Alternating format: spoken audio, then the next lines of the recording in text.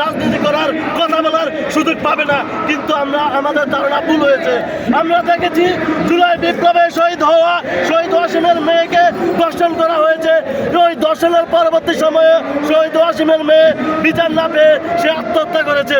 আপনারা কিছুদিন আগে খবরের নিউজে দেখেছেন নোয়াখালীর শহীদ রিজভী ছোট ভাইকে সন্ত্রাসী আওয়ামী লীগের চাটুদার বাহিনীরা কিভাবে নির্মমভাবে কুপিয়ে হত্যা করা হয়েছে। এর পরবর্তী সময়ে এই ছাত্র জনতার ম্যান্ডেট হয়ে যখন ডক্টর ইউনূসকে আমরা সংসদে বসাই, ডক্টর ইউনূসকে যখন প্রধান উপদেষ্টা বানানো হয়, এখানে ডক্টর ইউনূসের কোনো অবদান ছিল না। আমাদের রক্ত, আমাদের গ্রাম, আমাদের শ্রম, আমাদের 2000 শহীদ, আমাদের 30,000 বন্ধুত্ব বরণের মাধ্যমে ডক্টর ইউনূসকে প্রধান উপদেষ্টা করানো হয়েছে। কিন্তু আমরা দেখেছি গত 9 মাসও তিনি আমাদের ছাত্রদের কোনো কথাই রাখেননি।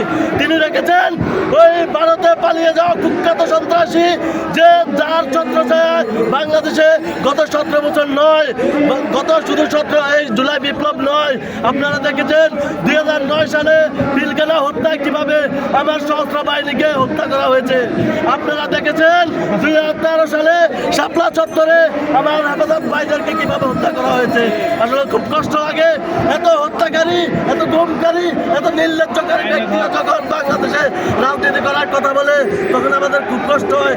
আমরা আজকে যমুনা থেকে সরাসরি বলে দিতে চাই, কোন ব্যক্তি যদি এই আওয়ামী লীগকে আবারও পুনর্বাসন করার চেষ্টা করে আমরা তার দাঁত ভাঙা জবাব দিব।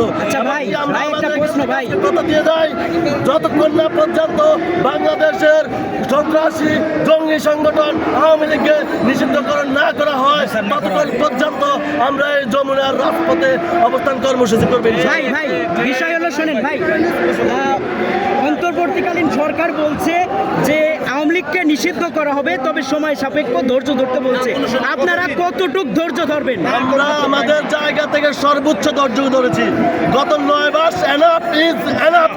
কোনো কারণে আজ না হয় কাল যুবলীগ, স্বেচ্ছাসেবক লীগ দিয়ে আমাদেরকে সান্ত্বনা দেওয়া হবে যে তাদেরকে নিষিদ্ধ করা হয়েছে। আই এম নট, আবার আমি বলে দিতে চাই, তাদেরকে নয়, তাদের মাদার পার্টি যেটা, তাদের মাদার সংগঠন যেটা বাংলাদেশ আওয়ামী লীগ জঙ্গি সংগঠন, আমরা তাকে নিষিদ্ধ করার আগ পর্যন্ত যমুনা ছাড়বো না। অন্তর্বর্তী সরকার যদি আওয়ামী লীগকে নিষিদ্ধ না করে তাহলে আপনাদের পরবর্তী কর্মসূচিটা কি? অন্তর্বর্তী আপনারা অবশ্যই জুলাই বিপ্লব দেখেছেন, কোটা সংস্কার আন্দোলনে যখন এই বাংলাদেশের রাজপথ থেকে যখন আমরা সাড়া পাইনি, এই সরকার যখন আমাদেরকে সহযোগিতা করেনি, শুধু রাজপথ নয়, রাজধানী নয়, সমগ্র দেশে আমরা যেভাবে বিপ্লব শুরু করে দিয়েছি, আমরা আজকে যমুনা থেকে বলে দিতে চাই আগামী 24 ঘন্টার ভিতরে উনি যদি এই নিষিদ্ধ সংগঠন জঙ্গি সংগঠন আওয়ামী লীগকে নিষিদ্ধ না করে আমরা সমগ্র বাংলাদেশে জুলাই বিপ্লবের আবার রচনা করব।